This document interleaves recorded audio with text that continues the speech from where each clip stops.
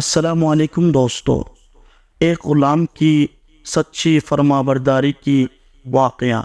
محمود غزنوی رحمۃ اللہ علیہ ایک مشہور بادشاہ گزرے ہیں۔ وہ بہت ہی نیک اور جنگجو آدمی تھے۔ ان کے پاس ایک غلام تھا، اس کا نام ایاز تھا۔ ان سے بادشاہ سلامت بہت پیار کرتے تھے اور ہمیشہ اس کو ساتھ میں رکھتے تھے۔ کبھی کبھی دوسرے درباری بادشاہ سلامت کو کہتے تھے کہ آپ کی حکومت میں بڑے بڑے صاحب عقل، ماہر علم، ماہر جنگ، ماہر فن موجود ہے، ان سے تو آپ اتنی محبت نہیں کرتے جتنے کہ ایاز سے کرتے ہیں۔ بادشاہ سلامت ہنس کر بات کو ٹال دیتے تھے۔ ایک دن بادشاہ سلامت کو احساس ہوا کہ ان درباریوں کا جواب دے دیا جائے۔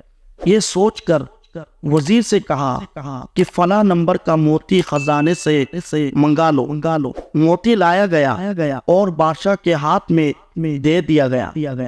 بادشاہ نے وزیر کے ہاتھ میں وہ موتی دے کر پوچھا کہ اس کی قیمت کیا ہوگی؟ وزیر نے کہا، حضور، اس موتی کی قیمت تو ہندوستان میں کوئی ادا نہیں کر سکتا۔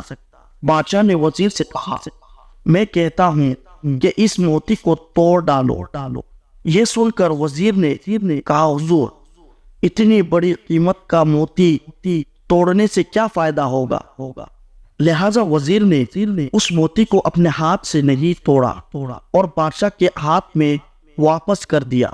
بادشاہ نے پھر وہ موتی دوسرے کے ہاتھ میں دیا اور اس کو بھی توڑنے کے لیے کہا، تو اس نے بھی بادشاہ سلامت کو وہی جواب دیا جو وزیر نے دیا تھا۔ غرض کے جتنے درباری تھے سب کے ہاتھ میں بادشاہ سلامت نے موتی دے دیا اور سب کو توڑنے کے لیے کہا، لیکن سب درباریوں نے وہی جواب دیا جو وزیر نے دیا تھا۔ آخر میں جب آپ نے وہ موتی غلام ایاز کے ہاتھ میں دیا اور پوچھا، یہ موتی کتنی قیمت کا ہوگا؟ غلام ایاز نے کہا، حضور، اس کی قیمت ہندوستان میں کوئی ادا نہیں کر سکتا۔ بادشاہ سلامت نے غلام ایاز سے کہا کہ میں کہتا ہوں اس موتی کو توڑ دو۔ یہ سنتے ہی غلام ایاز نے موتی کو توڑ دیا۔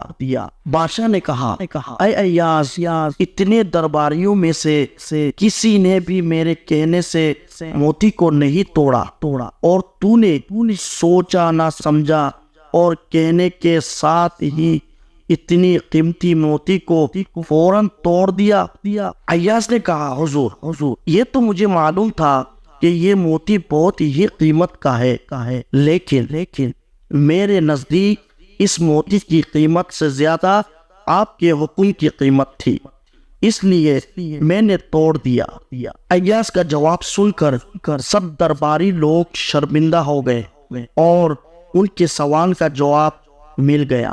یعنی بادشاہ سلامت کا سب سے زیادہ غلام ایاز کو چاہنے کی جو وجہ تھی وہ یہ کہ ایاز بادشاہ کے حکم کو مانتا تھا، نفع نقصان کی اس کے سامنے کوئی اہمیت نہیں تھی۔ نصیحت، عالم میں جتنے مسلمان ہیں الحمدللہ وہ سب کے سب حضور نبی کریم صلی اللہ علیہ وسلم کو دل و جان سے مانتے ہیں، اس میں کوئی شک و شبہ نہیں ہے، لیکن اللہ تعالیٰ کے نزدیک اور حضور صلی اللہ علیہ وسلم کے نزدیک سب سے زیادہ اہمیت اور قدر اس انسان کی ہوگی جو حضور نبی کریم صلی اللہ تعالی علیہ وسلم کے حکم کو مانتا ہوگا اور اس پر عمل کرتا ہوگا۔